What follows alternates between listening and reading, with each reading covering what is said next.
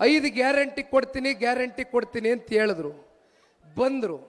ಈಗ ಇತ್ತೀಚೆಗೆ ವರ್ಷ ಬದಲಾವಣೆ ಆಗಿದೆ.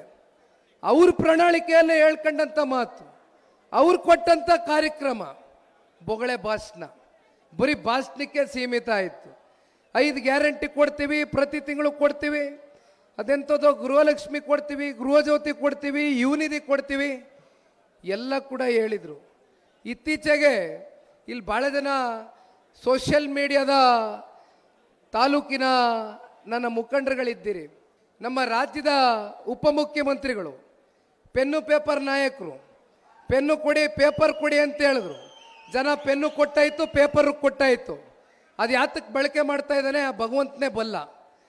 ಹೀಗಿದ್ದಾಗ ಒಂದು ಬಿಫೋರ್ ಆಫ್ಟರ್ ವಿಡಿಯೋ ಕಟ್ ಮಾಡಿದ್ರಿ ಯಾರೋ, ನಾವು ಹೇಳಿರೋದಲ್ಲ, ಗೌರವಾನ್ವಿತ ನಮ್ಮ ರಾಜ್ಯದ ಉಪಮುಖ್ಯಮಂತ್ರಿಗಳು ಹೇಳಿರ್ತಕ್ಕಂಥ ಹೇಳಿಕೆ.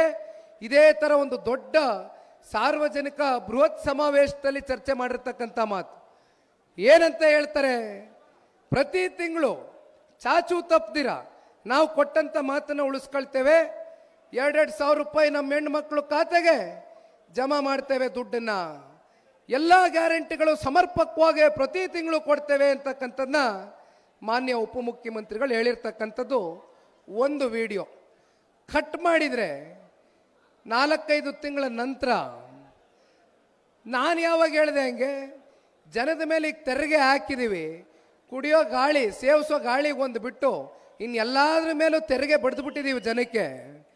ಜನ ಯಾವಾಗ ತೆರಿಗೆ ಕಟ್ತಾರೋ ಆ ತೆರಿಗೆ ದುಡ್ಡಲ್ಲಿ ಗ್ಯಾರಂಟಿಗಳು ಯಾವಾಗ ಆಗುತ್ತೋ ಅವಾಗ ಕೊಡ್ತೀವಿ ಅಂತ ಹೇಳ್ತಾರೆ. ಬಿಫೋರು ಆಫ್ಟರ್ ವಿಡಿಯೋ ನಾವು ಹೇಳಿರ್ತಕ್ಕಂಥದ್ದಲ್ಲ, ಉಪಮುಖ್ಯಮಂತ್ರಿಗಳು. ಈಗ ಪಾಪ ಇತ್ತೀಚೆಗೆ ಡೆಲ್ಲಿಗೆ ಹೋಗಿ ಕೂತಿದ್ರು.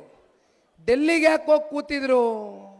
ಏನು ರಾಜ್ಯದ ಸಮಗ್ರ ಅಭಿವೃದ್ಧಿ ದೃಷ್ಟಿಯಿಂದ ಚರ್ಚೆ ಮಾಡ್ಲಿಕ್ಕೆ ಹೋಗಿದ್ರಾ ಮುಖ್ಯಮಂತ್ರಿಗಳು, ಉಪಮುಖ್ಯಮಂತ್ರಿಗಳು, ಅವ್ರ ಸಚಿವ ಸಂಪುಟ?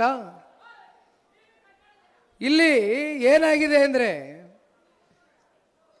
ಕಳೆದ 2 ವರ್ಷದಿಂದ ಒಬ್ಬರು ತನ್ನ ಮುಖ್ಯಮಂತ್ರಿಯ ಕುರ್ಚಿಯನ್ನು ಭದ್ರಪಡಿಸ್ಕೊಳ್ಬೇಕು, ಮತ್ತೊಬ್ಬರು ಉಪಮುಖ್ಯಮಂತ್ರಿಯಲ್ಲಿ ಕುರ್ಚಿಯಲ್ಲಿ ಕೂತಿರ್ತಕ್ಕಂಥ ವ್ಯಕ್ತಿ ಮುಖ್ಯಮಂತ್ರಿ ಕುರ್ಚಿ ಮೇಲೆ ಕಣ್ಣಿಟ್ಟಿರ್ತಕ್ಕಂಥದ್ದು, ಮತ್ತೊಬ್ಬರು ಉಪಮುಖ್ಯಮಂತ್ರಿಗಳು ಮುಖ್ಯಮಂತ್ರಿಗಳೇನಾದರೂ ಆದರೆ ಮತ್ತೆ ಕಾಂಗ್ರೆಸ್ನ ಅಧ್ಯಕ್ಷರ ಸ್ಥಾನ ಖಾಲಿ ಆಗ್ತದೆ, ಆ ಕುರ್ಚಿ ಮೇಲೆ ಕಣ್ಣಿಟ್ಟಿರ್ತಕ್ಕಂಥದ್ದು.